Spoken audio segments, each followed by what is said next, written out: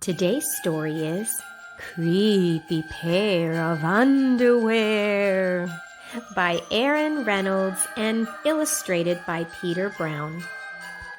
Jasper Rabbit needed new underwear. On Thursday, Mom took him to the underwear store and grabbed the last 3 packages of plain white. But as they headed for the checkout, Jasper spotted them.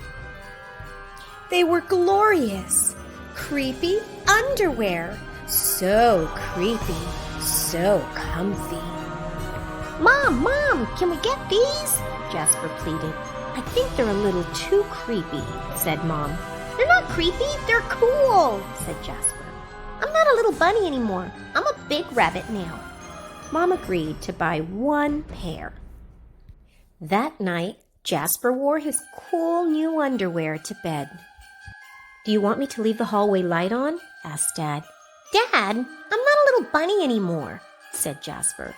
I'm a big rabbit now. His dad shut the door, and that's when Jasper noticed. The underwear glowed, a ghoulish, greenish glow. He closed his eyes. He pulled up the covers. He buried his face in his pillow, but it didn't help. He could still see that ghoulish, greenish glow. Jasper leaped out of bed and put on a pair of plain white. He stuffed the creepy underwear into the bottom of his laundry hamper. He finally fell asleep. But when he got up the next day, he was wearing the creepy underwear.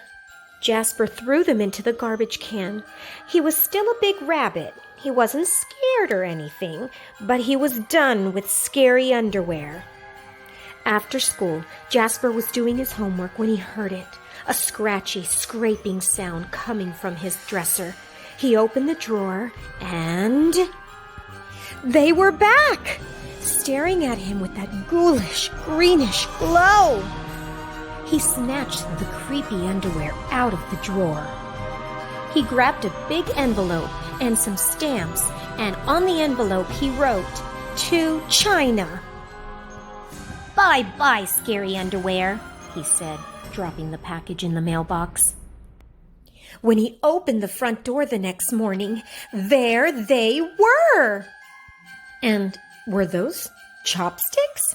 His creepy pair of underwear had somehow returned from China, and it had brought back souvenirs. Jasper grabbed his mom's good sewing scissors.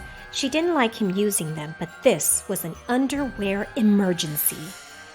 This time, the creepy underwear were gone for good.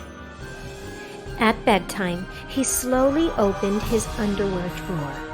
Nothing, just plain white undies. He searched under his bed. Phew! There was no sign of creepy underwear. He went into the bathroom to comb his ears. He shook out his lampshades. They were back! What's the matter with you? His mother asked. You're so jittery lately. Nothing, he yelped.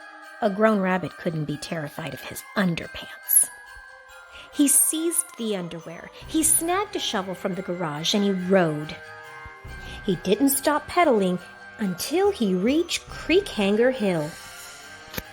Jasper began to dig. He dug until his hole was dark and deep and 100% underwear proof. He dropped the underwear in. They gleamed from the bottom, that ghoulish green glow. But not for long. When he got home, Jasper crept up to his dresser. They couldn't be in there. There was no way, right? He reached for the handle. He peeked in.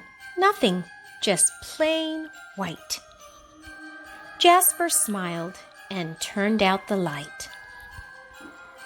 There was just one problem. It was really dark in there, even for a big rabbit. Jasper turned on the light. He looked at his non-glowy pair of plain white, and he knew what he had to do. The creepy underwear were a little muddy, but they still filled the room with a gentle, greenish glow. The next day, Jasper gathered his allowance money and went to the underwear store all by himself, just like a big rabbit. That night, Jasper wasn't scared at all. As he lay down to sleep, he smiled. And so did his underwear, because they had finally found somebody who wasn't scared of creepy underwear.